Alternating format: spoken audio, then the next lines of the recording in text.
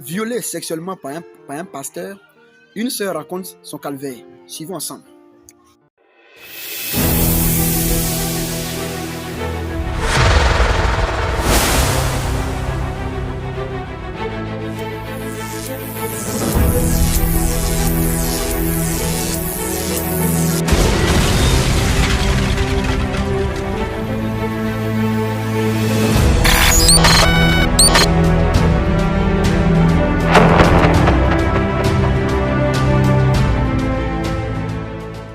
On était ici un samedi matin et puis le pasteur il est venu matin.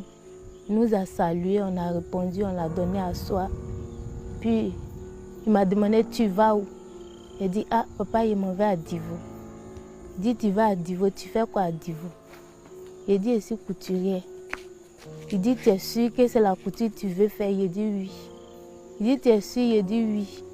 Il dit ah comme c'est la couture que tu veux faire, sinon que Dieu a un autre travail pour toi que tu dois faire.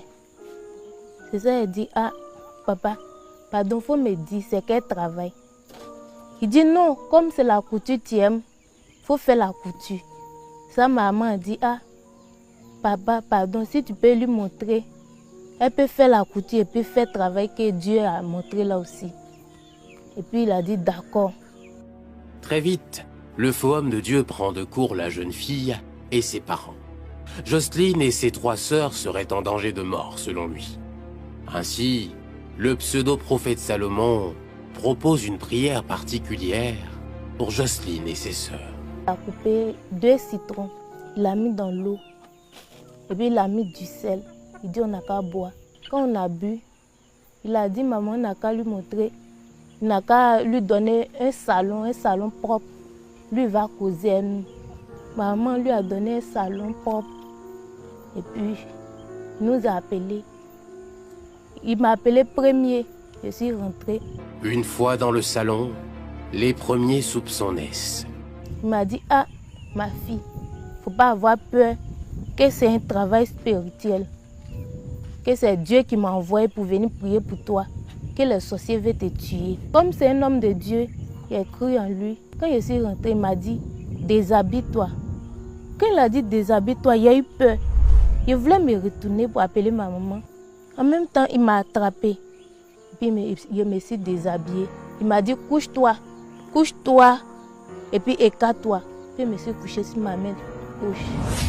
Dévêtue et couchée, Jocelyne va subir les assauts pervers du pseudo-prophète Salomon. Et puis il a commencé à me doigter.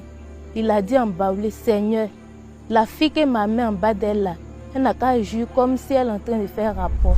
Il a pris le citron et puis l'a mis en bas de moi. Et je me suis levée, je venais. Et puis il m'a dit, si tu dis à tes parents, Dieu va te maudire. Après Jocelyne, ses 3 sœurs entrent à tour de rôle dans le salon pour se faire purifier du mal dont seul le faux prophète a connaissance. Mais Jocelyne n'est pas dupe. Elle comprend que ses sœurs et elle sont victimes d'un abus sexuel. Malgré la pression psychologique du faux prophète pour la museler, la jeune dame est bien décidée à le démasquer. Il a fait la même chose avec mes sœurs. Il les a doigtées aussi. Il y a une même, il a couché avec elle. C'est après, il nous a dit. Il a commencé à pleurer. Je suis venue dans la cuisine, j'ai trouvé ma maman ici. Puis il a commencé à lui dire, il dit, ah, le prophète qui est venu là, vous pensez qu'il a prié pour nous?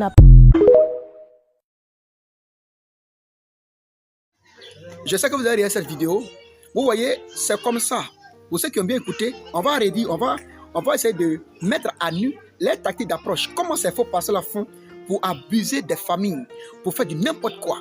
Alors, mon frère qui est à côté de moi ici va lire un verset. Il va lire le livre de 2 Timothée chapitre 3 au verset 5 à 6.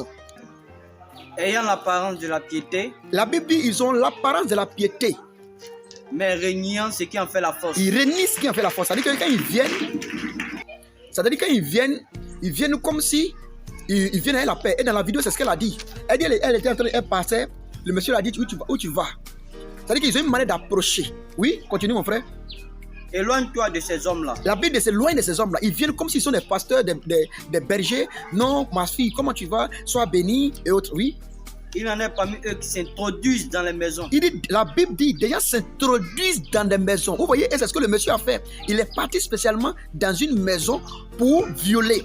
Première approche, qu'est-ce qu'il a fait? Il a salué, il a mis en confiance la famille. Il dit à la fille, tu veux travailler, non? Mais elle dit, oui, je travaille, je suis couturière. Il dit, non, c'est pas ce que Dieu a dit de faire. Et remarquez très bien, c'est comme ça, il vient toujours, Dieu m'a dit de te dire. Dieu m'a dit de te dire. Et qu'est-ce qu'il a fait? Il lui dit, la fille, mais il faut me donner le travail, papa, donne-moi le travail.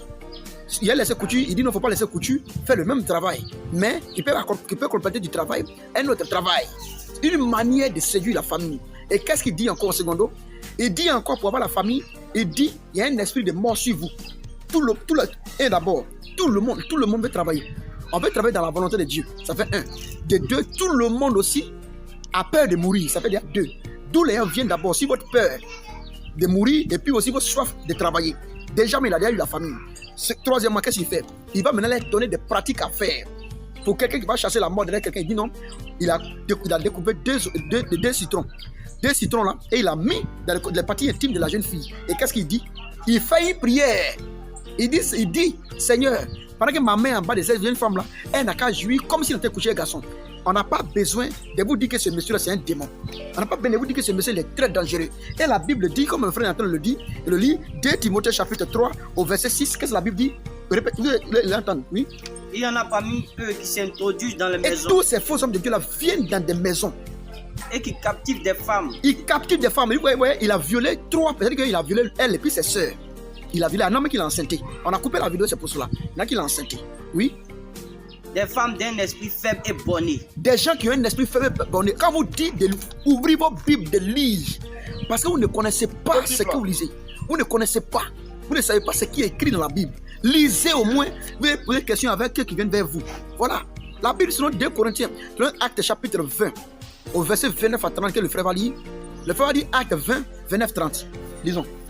Je sais qu'il s'introduira parmi vous. Il dit il va s'introduire. Les faux hommes de Dieu là ont quitté les temples maintenant. Ils vont de maison en maison. Oui. Allons-y. Après mon départ. Il dit après mon départ.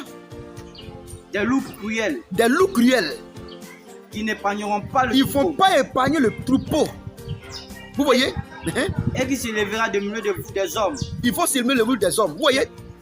Qui enseigneront des choses pernicieuses. C'est écrit où dans la Bible, que pour vous délivrer quelqu'un qui est possédé, ou quelqu'un qui la mort poursuit, il faut couper 2 citrons, mettre ça dans ses parties et puis mettre son bras, doigt là-bas, puis faire une prière, dire Seigneur, la femme n'a qu'à jouir. C'est ça là qui fait que c'est ça là qu'on appelle chasser un esprit de mort. Mais comme vous courez aussi derrière les prophètes, donc quand quelqu'un dit je suis prophète net, vous êtes derrière lui, je suis passé derrière lui, voilà comment vous suivez. Et on montre une autre vidéo où dans une église, maintenant la vidéo qui suit là, c'est dans une église où le pasteur embrasse la jeune femme au nom de Jésus. Suivons encore cette vidéo.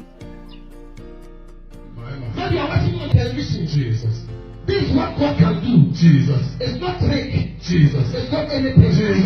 But the power of the Holy Spirit. My God is working here. Thank you, Lord.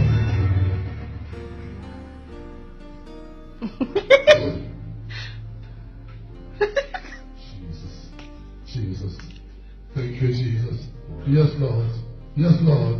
Yes, Lord. My God. How are you? Oh, Jesus. Vous voyez, aujourd'hui, comme la Bible dit, ils vont venir en mon nom, faire des choses. Mais aujourd'hui aussi, des gens qui viennent au nom de Jésus pour t'embrasser. Lui, il est en train d'embrasser. Il embrasse une femme à l'église pour chasser un démon. Est-ce que dans la Bible, là, Jésus a embrassé une femme pour chasser un démon?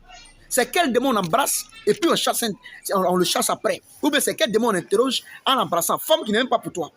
Et tout ça, des gens qui sont autour disent Seigneur, oui Seigneur. Aujourd'hui, la Bible dit les gens cherchent désormais les trucs, ils cherchent la révélation, ils cherchent ce qui est extraordinaire.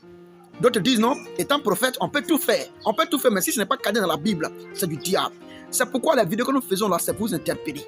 Si ton âme se donne dans la main de telle personne, ou bien toi-même là, ton âme n'est pas quelque part, ou bien tu ne crois pas la donner pour les prophètes, tu es la proie de tous ces faux hommes de Dieu. Tu es à la merci de tous ces faux hommes de Dieu là. C'est pourquoi, au lieu de combattre ce que nous faisons, au lieu de combattre nos vidéos, il est préférable de montrer ces vidéos aux gens là pour les interpeller, pour que les gens puissent croire à la doctrine, pour sauver aussi plusieurs personnes. Que nous sommes avec vous. Pour ceux qui ne sont pas d'accord avec nous, vous pouvez regarder ces vidéos, vous pouvez mettre un commentaire et on va en parler. Repentez-vous, ressaisissez-vous. Que nos dieux soient avec vous. Bon dimanche.